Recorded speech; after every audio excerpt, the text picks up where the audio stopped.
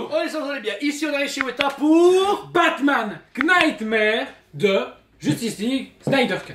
Weta Workshop arrive avec un format K, la dernière de la lignée pour l'instant, parce qu'il n'y a pas eu de teasing du Il n'y reste. aura pas de reste.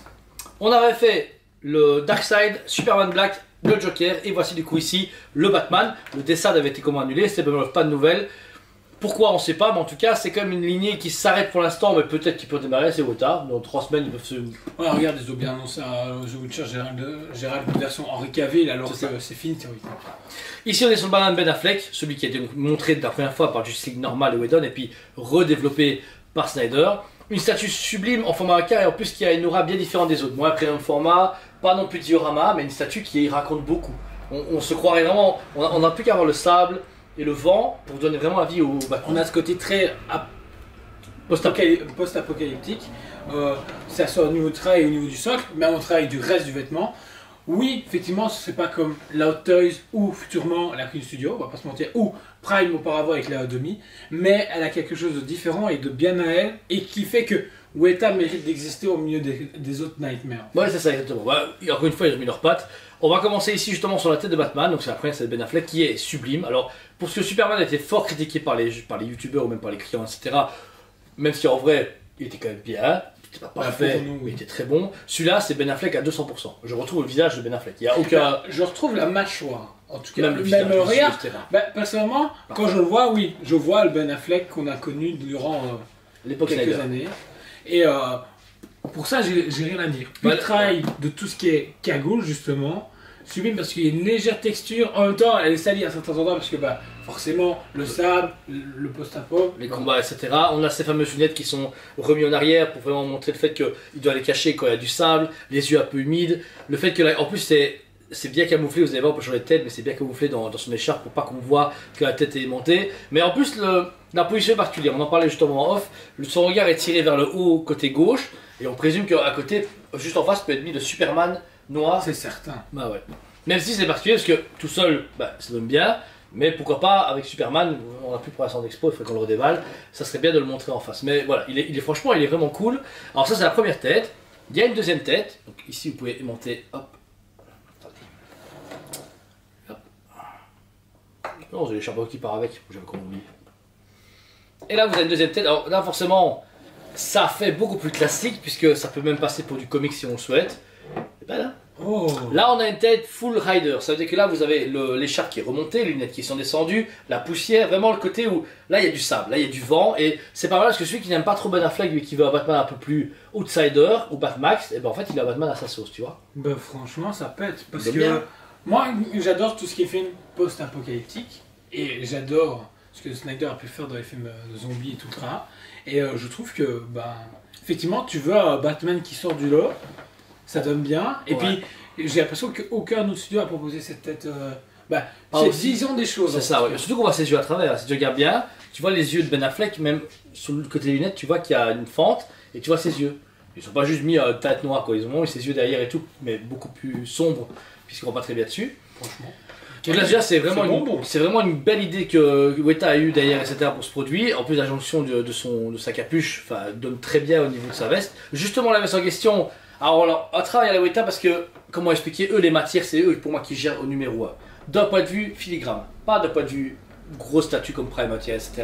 Mais là, on a vraiment ce côté vieille veste d'enquêteur, mais doublé, avec des griffures, avec des déchirures, etc. C'est marrant à certains endroits, on voit qu'il a recousu, ça c'était décousu. On sort justement de cette salissure et le fait qu'il la porte depuis maintenant plusieurs mois, plusieurs années, on n'a pas une temporalité exacte. Mais franchement, c'est propre parce qu'on sent les différentes couches de peinture aussi. Et puis même la salissure. En fait, on a à côté, comme taché, comme t'expliquais, et en fait vers la fin, donc l'effet de cap qui vole vers sa droite, et bien est beaucoup plus clair, comme si vraiment le sable et l'usure avaient été, comme il se frotte souvent au sol, qui s'accroche à des trucs, etc. On a vraiment une résine assez fine qui accompagne le mouvement de l'air qu'on peut imaginer, et vraiment, mais ça passe du brun foncé au brun clair kaki. Vraiment, quand ils donnaient un peu déserte, un peu comme les vestes des Allemands, etc. dans la Seconde Guerre mondiale, ils avaient des costumes plus clairs comme ça, dû au fait de l'exposition du soleil régulière et surtout du sable. Franchement, le travail est dingue. En dessous, mais au niveau du thorax, on peut deviner son costume Batman classique, donc celui de BVS qui est en dessous. Musculature parfaite, le travail de la fibre est génial. On voit le bat symbole, franchement. Le logo, légèrement le relief, le travail des abdos. Franchement, ils ont tout donné. Encore une fois, on voit ce côté un peu sali au niveau du costume. Ouais. Donc, Encore une fois, Weta gère ses matières comme des dieux, il n'y a rien à dire. Pareil pour les avant-bras, on a 2 avant-bras qui sont les armures qui vont au-dessus de la veste, avec les petites boîtes un peu pétées. Le fait que, encore une fois, le cuir est bien défini par rapport aux vêtements en tissus différents, donc ils auront bien géré leur matière, mais avec un côté encore à post-apo, des bouts de tissu qui sont autour pour montrer le fait qu'il a été blessé ou qu'il veut tenir une pièce qui est un peu décrochée, etc. Dans sa main gauche, on a ces fameuses jumelles. Il n'y a pas de deuxième main où il met les jumelles, c'est pas grave. en mix média en plus. Et en mix média, mais ça c'est bien en fait que là il est un explorateur. Il est là dans le milieu du désert, il est en train de chercher Superman ou chercher quelqu'un ou autre, et il se pose et il regarde, il observe après ses futurs ennemis. La main droite quant à elle, la fameuse fusil d'assaut etc. qui est mis, où il a une carte de Joker mise sur le côté du flingue. J'allais dire justement, on voit des détails que j'avais pas remarqué durant le film. Il y a même une banderole où il y a justement des écritures dessus. On n'arrive pas à déchiffrer, mais regarde, il y a des écritures marquées dessus. Ah ouais, donc c'est vraiment bien travaillé. Franchement, travail de peinture hyper propre, pas hyper sali par rapport justement à la carte ou même le bout de tissu, mais ça fait le taf. Légèrement de mix média avec justement la lanière qu'il peut mettre autour pour justement tenir le fusil. Donc, alors, propre. cette main justement est amovible, vous savez l'enlever, hop, elle est aimantée, et vous avez une deuxième main qui les fait par contre plus rappel, je pense qu'il va en C'est duo pas avec le Joker. avec le Joker, ouais. Parce que là, juste avant, avec le flag et la tête normale qui est vers le haut, on avait ce Batman contre Superman. Là, on a ce Batman qui cherche le Joker ou qui est en duel avec le Joker. Parce qu'au final, le Joker Mais en est en fait, arrière. la main est très intéressante parce que justement, pour tout ce que tu viens de dire, t'es pas obligé d'avoir le Joker parce qu'il raconte une histoire à lui tout seul, ça invente quelque chose, et ce qui est... En fait, Très intéressant. c'est comme si les Weta qui l'ont fait, les mecs qui étaient tellement fans de Snyder, ils se sont dit ouais, t'imagines, et les mecs ils se disent bah, tu sais quoi, on va mettre ça, moi j'imagine comme ça. En fait, ils se sont un peu comme Quiz Studio permis de expérimenter un truc tout en disant aux gens écoutez, ça reste logique. C'est pas dans le film, en même temps, on a quand même fait une statue qui n'est pas accurate au film, donc enfin accurate physiquement oui, mais pas au niveau de la scène. Donc c'est bien, c'est exprimé pareil, parce que là, encore une fois, il est super cool.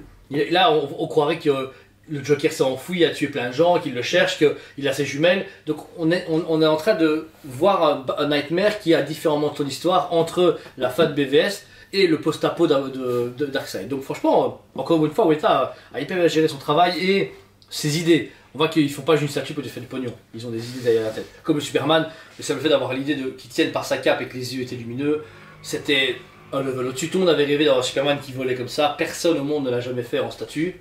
Weta l'a fait. Ça au moins il faut le rendre.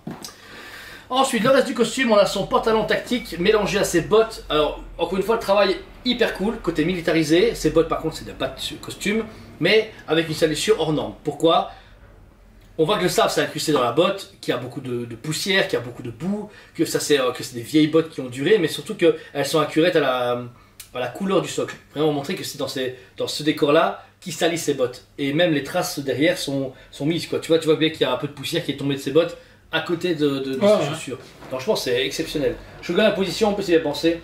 Le fait qu'ils aient plié comme ça sur le genou, qu'il est sur une carcasse, c'est une position normale quand tu cherches quelqu'un, ou enfin ils ont bien pensé, on dirait que le mec encore une fois a posé comme avec la galette, c'est certainement ce qu'ils font. C'est ce qu'ils font à chaque fois. Ensuite Joe, le fameux socle. Franchement hyper balèze et très, je trouve intéressant pour une fois, c'est qu'on a une grosse carcasse justement de voiture, hyper abîmée. Ce que je souhaite à souligner, c'est que même pour les phares, ils ont mis justement de la résine translucide pour qu'on voie l'intérieur. Je trouve ça cool. Dommage qu'il n'y ait pas un petit grésillement, mais bon, c'est pas possible. Trop cher pour rien. Trop cher pour rien. Mais sinon, tout le reste, hyper nickel. On voit que même elle a commencé à rouiller à certains endroits. On peut remarquer comme quoi il y a aussi des douilles de balles à plusieurs endroits du socle.